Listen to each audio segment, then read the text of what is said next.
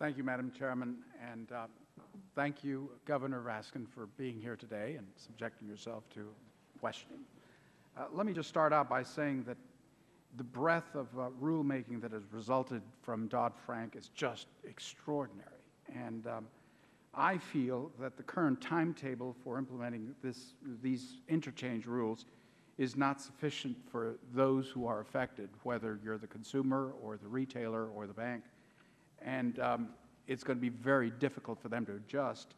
Would you support a delay of its implementation? And with that, I'm also echoing what the gentleman from Georgia, Mr. Scott, the gentleman from Ohio, Mr. Renancy, have asked you before. Well, again, I echo your concerns.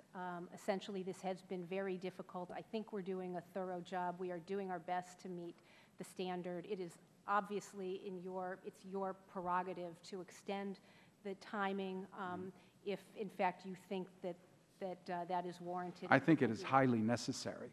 But let me go on to a question, one that is one of my main concerns with the proposed rules by the Federal Reserve. It is seeming a lack of economic rationale behind the rule in Dodd-Frank that requires that interchange fees be reasonable and proportional. And in the rule proposal that the Federal Reserve, it noted that and found only limited examples, and I'm referring to the Federal Register, Volume 75, number 248, Section 235.3, subsection A1, where in the middle it says, EFTA Section 920 does not define reasonable or proportional.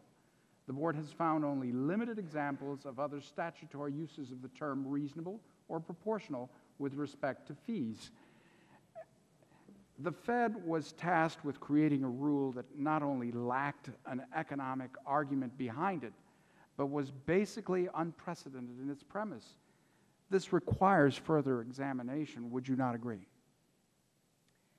Well, we have done the best with what we've been given, and I agree that there are quite a number of provisions in this set of directives that have been difficult to interpret, and reasonable and proportional fall within that category, as do the notions of incremental cost, as do the notions of what constitutes appropriate fraud prevention cost. But reasonable and proportional is so broad that it really bears some very heavy study and more logic behind it. Let me ask you this.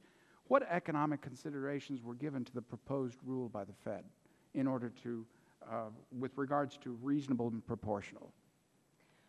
Well, the terms reasonable and proportional are baked right into the statute, and what we have attempted to do through the construction of two possible alternatives, which are now, as you know, out for comment, is try to embed what those terms could possibly mean. So, for example, in one alternative, we've looked at a very issuer-specific kind of way of evaluating the reasonable and proportional cost that is, again, baked into the statute. And so one alternative essentially tries to determine what the median average variable cost would be and give issuers the ability to stay within that amount without any kind of extensive compliance costs or proof kind of matters.